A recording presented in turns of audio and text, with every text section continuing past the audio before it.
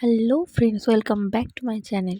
আশা করি তোমরা সবাই খুব ভালো আছো আর সুস্থ আছো। তো সরস্বতী পুজোর দিনে সকাল সকাল উঠে একটু শাড়ি টাড়ি পরে রেডি হয়ে নিয়েছি। তো চলো আজকে কীভাবে সারাটা দিন কাটাই সেটাই তোমাদের সাথে একটু শেয়ার করব। তো ছোট থেকে মাকে দেখেছি সরস্বতী পুজোর দিনকে হলুদ মাখাতে আমাদেরকে, তাই আমিও বাদ গেলাম না। আমিও আমাদের মেহুলকে একটু হলুদ টলুদ মাখিয়ে রেডি করে নিয়েছি। ইনি রেডি হয়ে এখন কি বলছে সেটা একটু চট করে তোমরা শুনে নাও।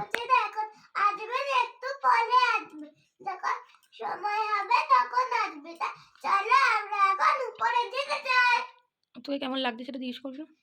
কেমন লাগছে চ্যানেলটা সাবস্ক্রাইব করো, বাই, টাটা।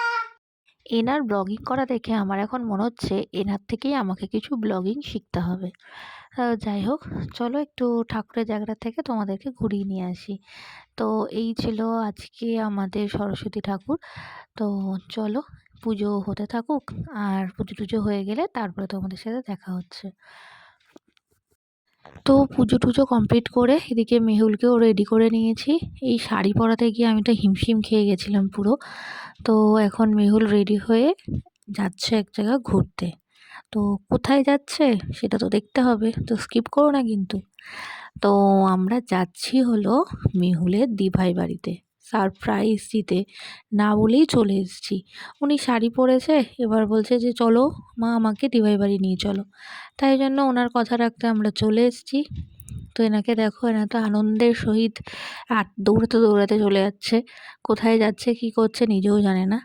তো যাই হোক, আজকে তো সারাদিন সারা সকালটা এইভাবেই খুব ভালোই কাটলো, পুজো নিয়ে, মেহুলকে নিয়ে, ওনার এই ছোট ছোট মজা নিয়ে, শাড়ি পরানো নিয়ে। তো উনি এখন দিভাই বাড়িতে এসে একটু মজা টজা করুক, ততক্ষণে তোমরাও ভিডিওটা দেখতে থাকো। আর প্লিজ যাওয়ার আগে আমার চ্যানেলটাকে লাইক শেয়ার সাবস্ক্রাইব অবশ্যই করো। আর ভিডিওগুলো কেমন লাগে সেটা কমেন্ট করে অবশ্যই জানিও। আর এদিকে দেখতে পাচ্ছ না আর একটা গুড়গুড়িকে, তো এটা হলো এনার একটা ভাই। তো ইনি প্রচণ্ডই লাজুক, অনেক কষ্টেই ফটোগুলো তোলা হয়েছে। তো ওই ফটোগুলো দেখতে থাকো, আমাদের মেহুলকে কেমন লাগছে প্লিজ কমেন্ট করে জানিও। তো চলো আজকের মতো টাটা।